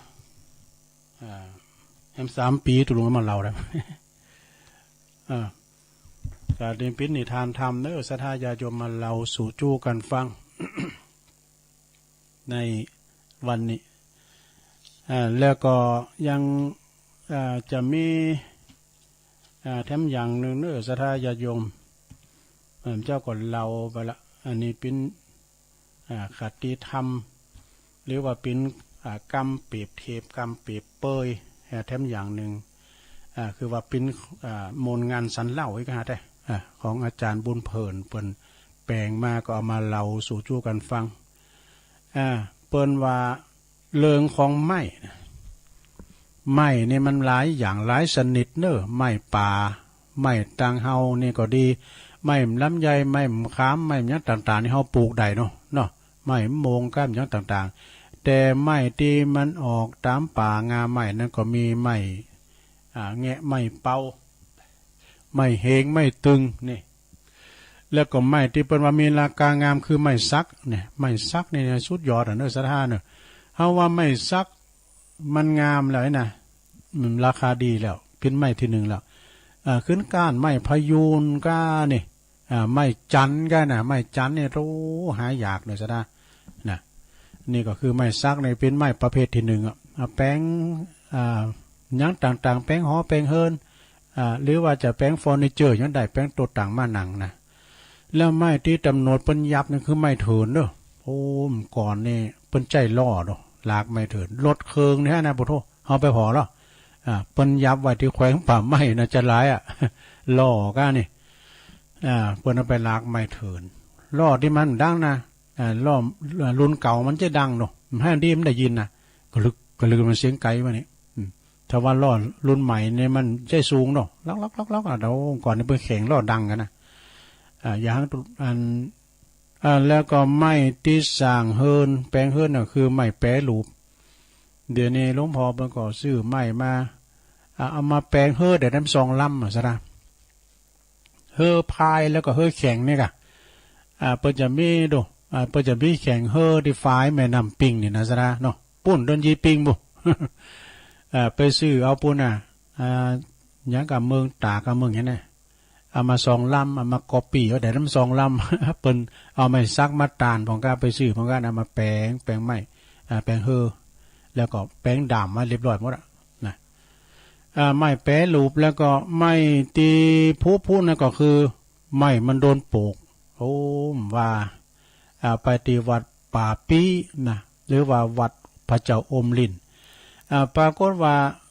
กุฏินั่นนะท่านพระอาจารย์เปิ้นว่าปลูกขึ้นหมดซะนะปลูกขึ้นมันไหม้นี่มันก็ปลูกนี่มันอันจะฮื้อมาเนาะมันเป็นของกูกันอย่างโบสถ์ที่วัดพระธาตุน้อยนี่ก็เหมือนกันนะปลูกก็ขึ้นเหมือนกันนะซะนะก็อย่างแล้วนี่ก็ที่ห้องน้อยที่ตุลุงอยู่เนาะปลูกขึ้นได้แปลงใหม่เนาะมันนั้นมันไปครบหมดไม้ก้อนไม้ยังปุ่นเอาโปกนี่มันจะให้ดีนะไม้นอนสดาไม้โปกนี่แล้วก็ไม้ที่โศกนั่นก็คือไม้หนา3อยู่ในมือ ไม้หนา3นี่อยู่ในมือนี่ก็ระวังเนาะสดาแล้วก็ไม้ที่เปิ้นถือคือไม้ตะเกียบไม้ตะเกียบนี่ฝึกจะหื้อว่าถึงจางสดาเอ้ยจังหวัดตันเตอก็ไปตัวท่านอาจารย์พระครูอภิวัฒนวิกรมตุลงเฮาเวชฉันนั้นก๋วยเตี๋ยวน้อยๆนะที่ดอยสักเกตไกน่ะเปิ้นเนี่ยใจจางกับเปิ้นก็หือเฮามันก็แล้วก็มจางเนี่ยใจจ้อนั่นเนาะ อันนึงใจจ้อนั่นเนาะ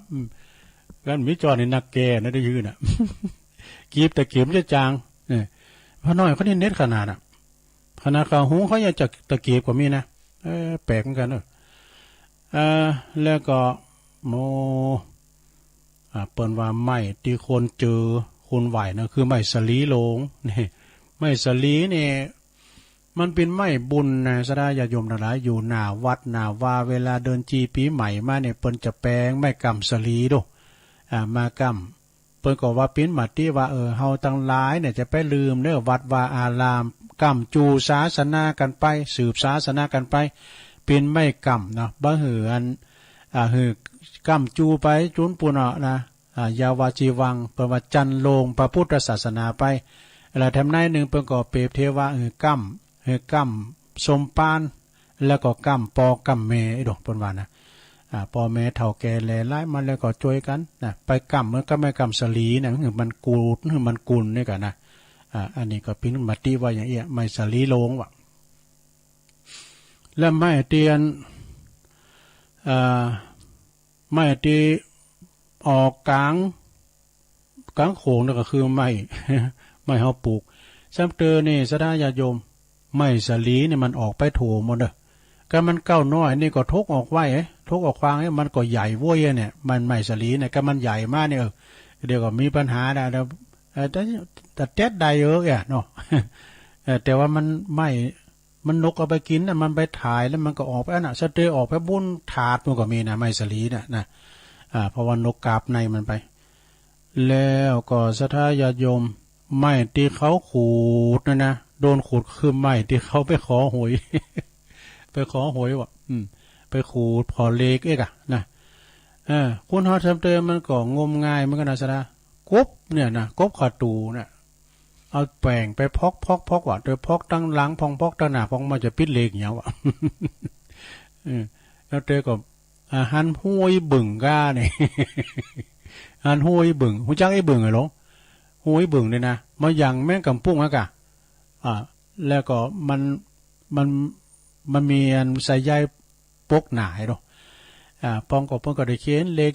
0ถึงเลข1ถึงเลข0เนาะแล้วก็ปั่นเป็นอย่างนั้นเฮาจะจกเบอร์กะเอาไปหย่อนรูในห้วยบึ่งนี่ไปหย่อนในห้วยบึ่งแล้วผู้แก่บอกแล้วมันจะกลับ มันจะกลับเลขอย่างมันไปตึงถือบ่ซับด้วยกับแม่นแต่เนี่ยมันไม่กำเปิ้นว่าไม่อันสอดตากวยเนาะ ฮือฮากันนี้ไม่ตีเปิ้นเอาต่อไฟติดไฟนั่นก็คือไม่เกะนี่ไม่เกะนี่ก็เขาทาดีแต่เนื้อสดาเนอะหอมต้องไปทาโรเซนเอาไม่เกะนี่นะโธ่มันติดไฟดีเลยไม่เกะแล้วก็ไม่ตีฟาดหลังเพี้ยน่ะคือไม่เฮลไม่แสก่อนนี่สดายาโยมครูนี่เปิ้นเขียนละอ่อนนักเรียนลูกศิษย์ได้เนาะเดี๋ยวนี้มันได้เนอะก่อนนี่มันเป็นแต่ตุเจ้านี่ก็มันก็อะไรนะมาเป็นขายโยมนะเปิ้นฟาดนะซัมเตอร์นี่ให้ไปฟ้องแม่พ่อแม่ก็ไม่ใช่ป้องเอานะสู้หาเลือกดูอ่ะพร้อมเดินในไปฟาดแล้วพร้อมปินเหลืองปินลาวเนาะสดาเนาะอันนี้ก็มาเราสู่จู้กันฟังเนอะสดาญาติโยมทั้งหลาย ก็ตุลุงก็จะได้ประกาศอันนี้ให้หน่อยเนาะสดาเนาะก็คือว่ามีข่าวสารงานบุญพองเนี่ยกะนะข่าวสารงานบุญก่อนในวันที่17เพิ่นก็เนาะเพิ่นก็จะมีงานที่ซบเตินเนาะไกลอยู่อาจารย์พระครูวันที่1ก็ประกาศตุลุงนะก็เยี่ยมไปหน่อยเนาะอันนี้เป็นงานที่เปิ้นจะมีขึ้นมาก็คือเปิ้นจะทำปูกระเบิงก็ที่วัดทุ่งเศรษฐีคือวัดสันโตนะวัดสันโตนี่เปิ้นก็อยู่เว้งป่าเป่าบนที่เฮาไปวางศิลาฤกษ์กันนะโอ้ยคุณหลายเนาะคุณหลาย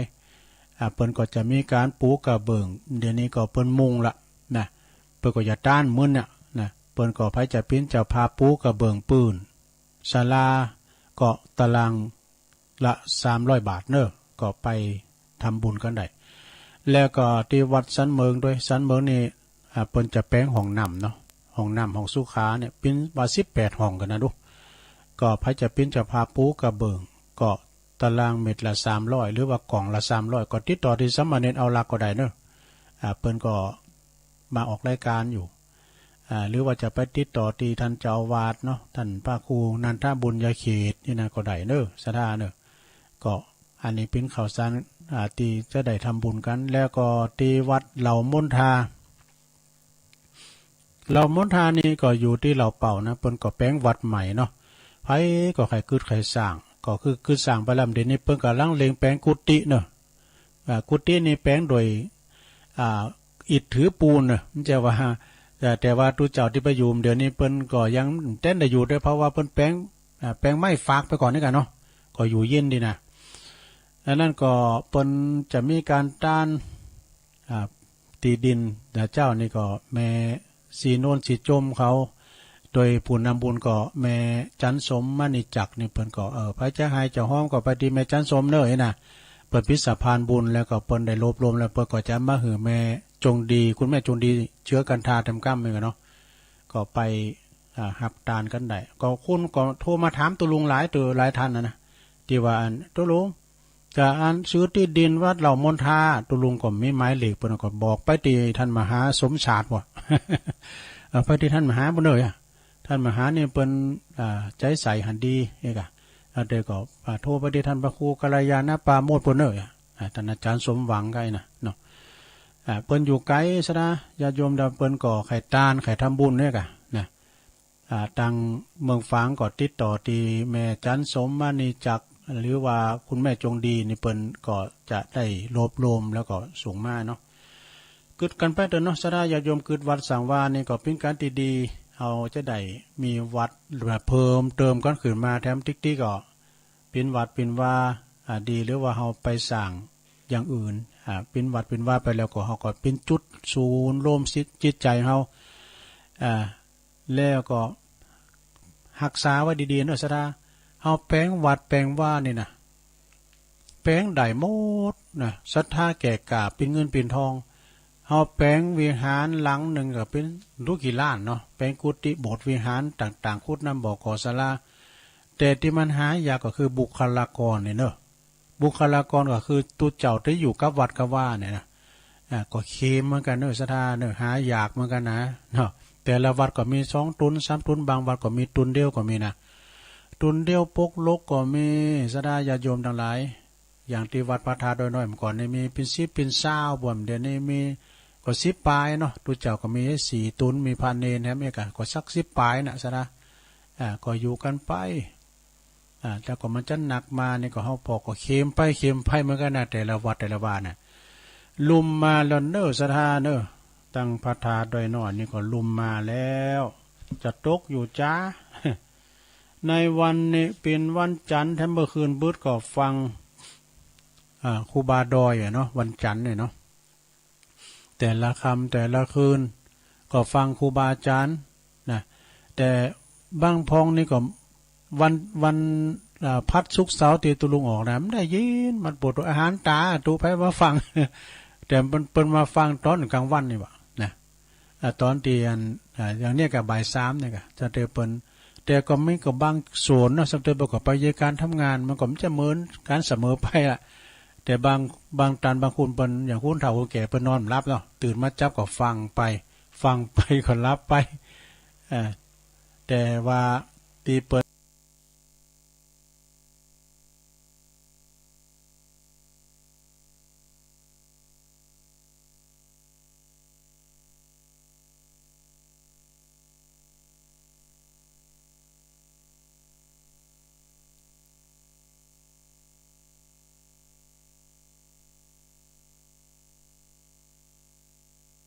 นอนรับเนี่ยเปิดก็ฟังไปเป็นปลอดโปร่งเนี่ยนะองค์ตอนเจ้าตีนั่นไปแล้วก็ขอบคุณศรัทธาญาติโยมตีพินเจ้าภาพแล้วก็ตีเอิ่นไปตังทันมหาก็ดีเอิ่นไปตังสมณเณรเอาลักก็ดีที่เปิ้นได้แปลง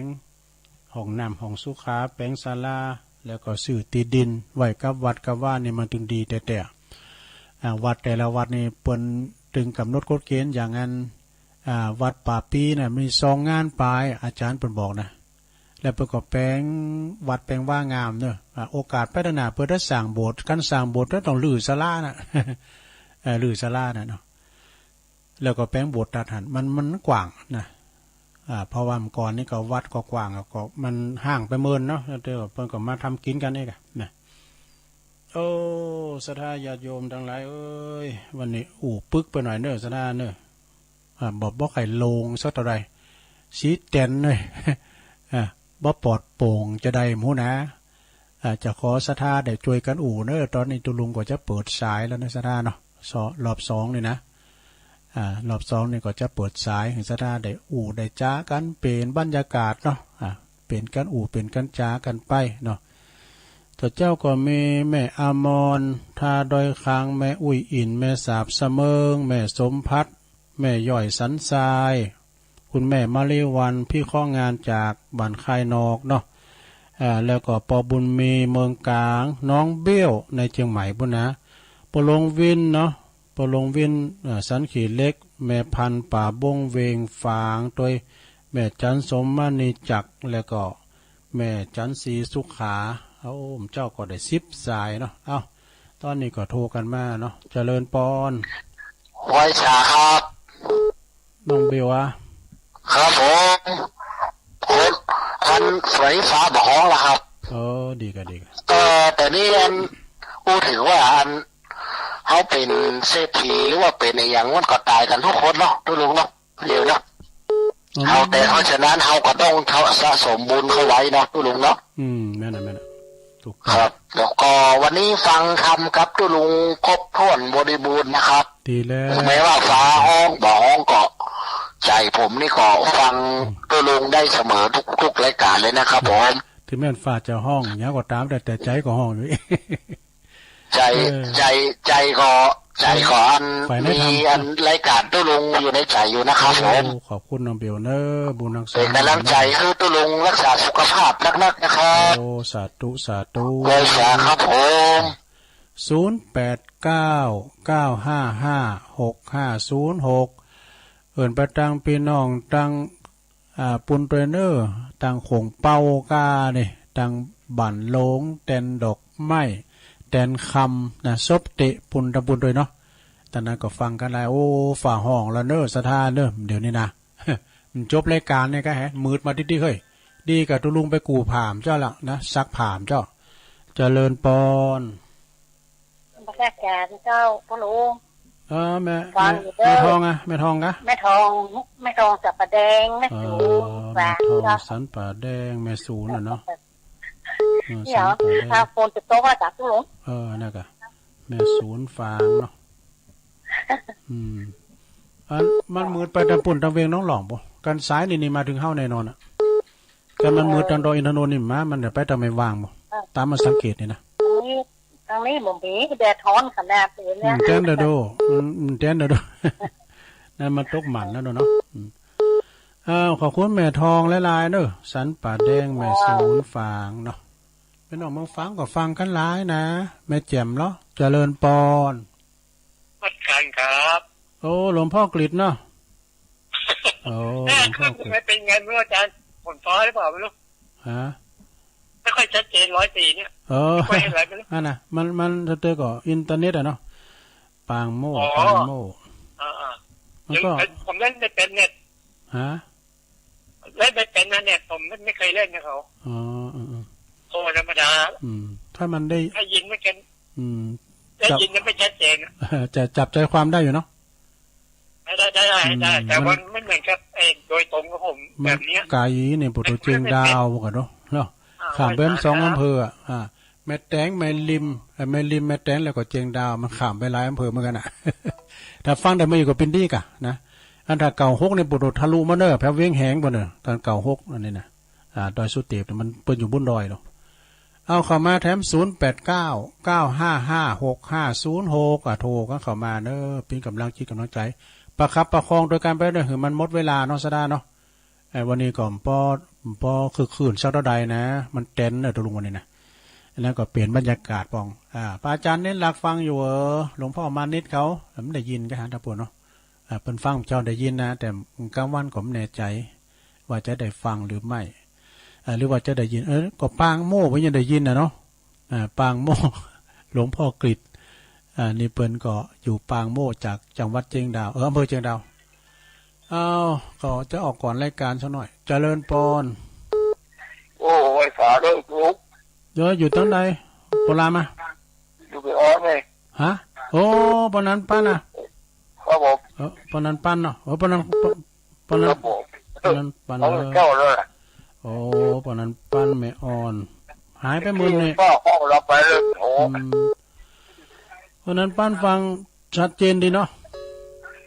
ครับผมแล้วชัดเจนประมาณนี่ก็104นี่ก็104นี่มันเบนเบ้ไปทางบนเนาะเบ้มันไปทางบนโอ้วันนั้นปั้นก็ห่างเหินไปจนเมือนนี่แต่ฟังกันอยู่เนาะครับผมดีแล้วโอ้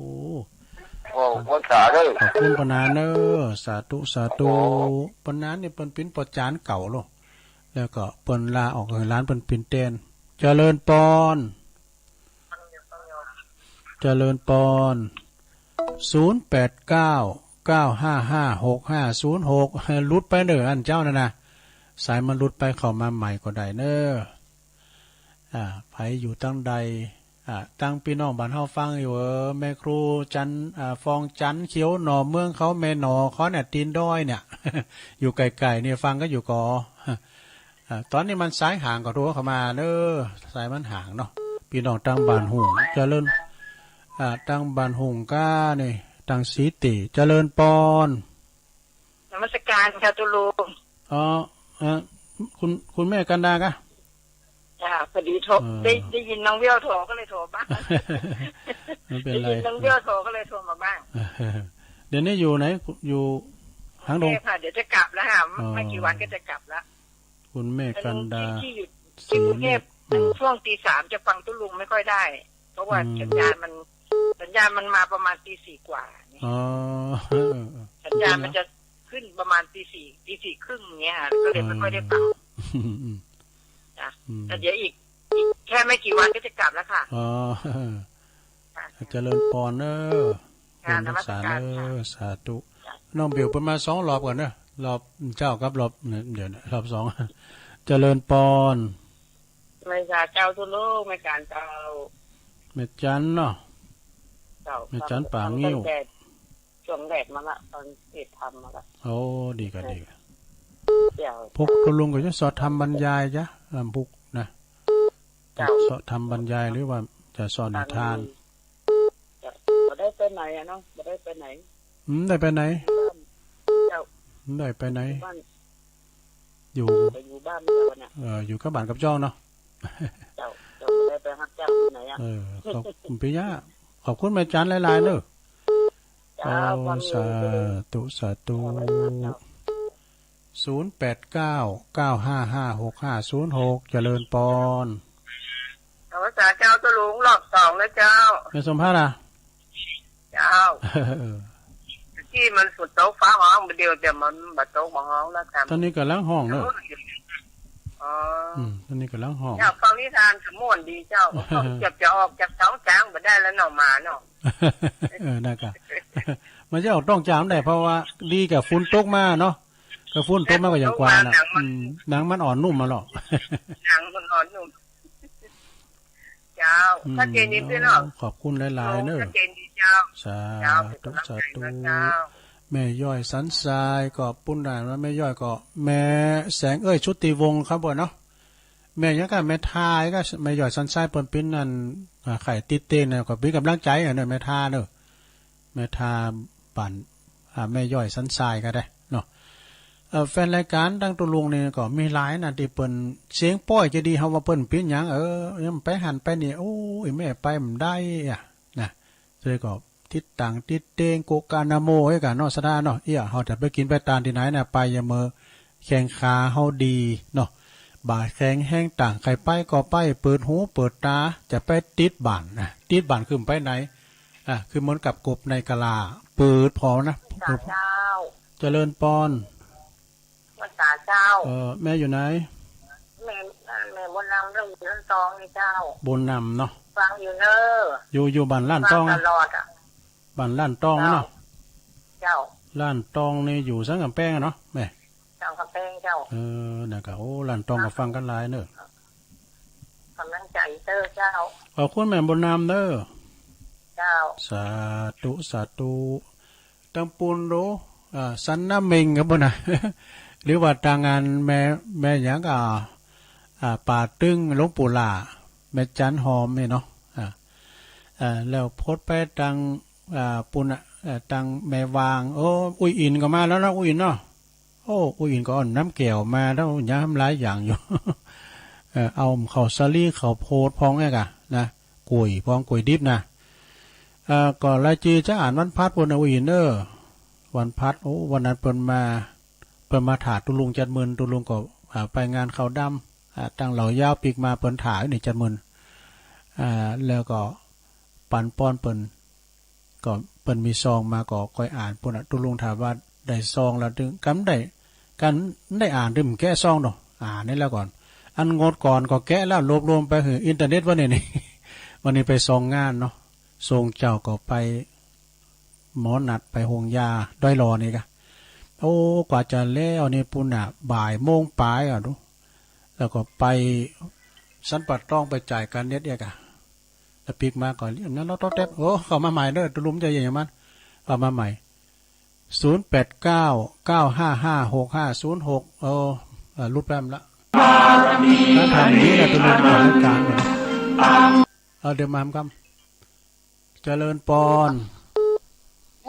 ไม่กาเจ้าแม่อยู่ไหนพี่สาวขึ้นตะวันเจ้าโอ้พี่สาวเนาะเจ็บแต่ต้องอยู่เนอต้องตุลุงอยู่เนอคุ้มตะวันนะแม่เนาะใช่เมืองวะเนาะเมืองวะยังเหนือยังสะเก็ดเมืองวะเนาะ แต่มึงว่าลงเหนือเดี๋ยวจะกด ลงเหนือได้กะ มันก็ลงอยู่เลยพอข่าวป่วยพอข่าวก็เครียด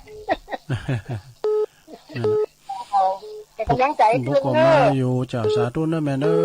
อุ้ยสาวคุ้มตะวันเนาะน้ำซ้ายเจริญปอนเจริญปอน นมัสการเจ้าแม่ฟังอยู่เนอะ แม่จันเสียแม่สุกแก้ว เจ้า สุกแก้วสีโพธารามเนาะ เจ้า แ แม่ฟังอยู่เลยเจ้า ขอบคุณหลายๆเด้อสาธุสาธุ เจ้า อ้าวมาทำอยู่เจริญปอน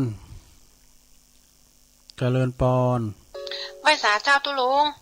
ไหว้สาวรักษ์นะเจ้า โอ้ใส่ปากการมาแล้ว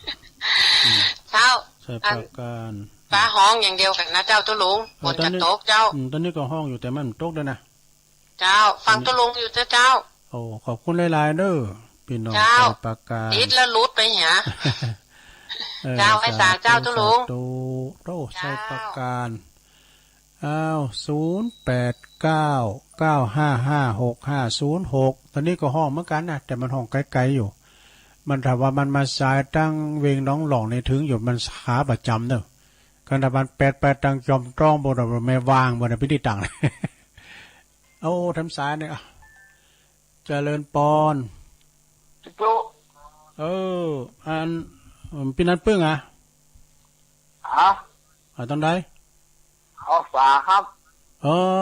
ปอสมจิตน้ำบินเก่าฮะน้ำบินเก่าปอหยังปอหยังปอหยังปอสมจิตฮะโทรพิษก้าน้ำบินเก่าน้ำบินเนี่ยฮะน้ำบินนักบินนะนักบินนักบินเก่าครับนักบินเก่าเนาะชัดเจนนี่เนาะชัดเจนนี่เนาะอยู่ฟางเนาะฟางอันไอเฮ็ดห้องมีแล้วครับมีย่อมจะยามมาแล้วเนาะเฮ็ดเรื่องแต่โมงโกงเนาะเฮ็ดโซโล่เป็นเฮ็ดฟาร์มที่ไหนฮะเป็นเฮ็ดฟาร์มที่ไหนเฮ็ดซื้อนั่นกะซื้อเปิดมาอย่างไรเนี่ยถ้าฟาร์มนี่บ้านเพื่อใส่ปุ๊บปี้ใส่ที่ข้าดอยประเด็นเหนือเฮ้ยเหนือยามไอ้มันมาอย่างเงี้ยก็เพิ่มสักหาบ่มันต้มหน่อยขอบคุณหลายๆได้พอเด้อนักบินเก่าเนาะฝางครับโอ้สาธุฝาแม่กามมึงฝาแม่นึกว่าพอสมจิตว่ะกำลังโทรมาครั้งแรกเนาะยินดีนะสาธุนักบินเก่าก็คือปิตุเจ้าเก่าในสถานเด้อนักบินเก่านี่นะบินยังบินที่บาท นักบินทบาทเนาะเอาละเนาะสถานญาติโยมตัวลุงก็จะทำนาทีมาก็สมควรแก่กาลเวลาก็ขอโทนสายน้องเบลรอบ2เนาะแล้วก็แม่ทองสันป่าแดงแม่ศูนย์ฝาง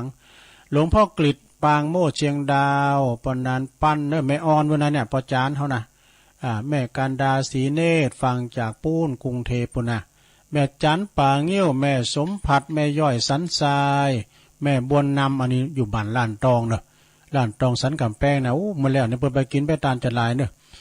แม่อุ้ยสาวคุ้มตะวันเมืองวะลวงเหนือเนอะและแม่สุกแก้วสีโพธารามฟังอยู่แม่สวรักษ์ชัยปาการแล้วก็นักบินเก่า จากเมืองฝางก็ขอบคุณกูเสียงกูสายเด้อศรัทธาญาติโยมทั้งหลายวันพุธก็คอยมาปะกันได้ใหม่เนาะวันพุธนี่ก็วันอังคารเวลาเดิมนะตีเก่าเวลาเดิมปะกันได้ใหม่วันนี้ก็ขอโชคดีมีใจเหมือนกันจุคนจุตันเด้ออยู่ดีมีสุขอายุหมันควันยืนมีโชคมีใจจัตตารุธรรมาวัฏันติอายุวันโนสุขังปะลัง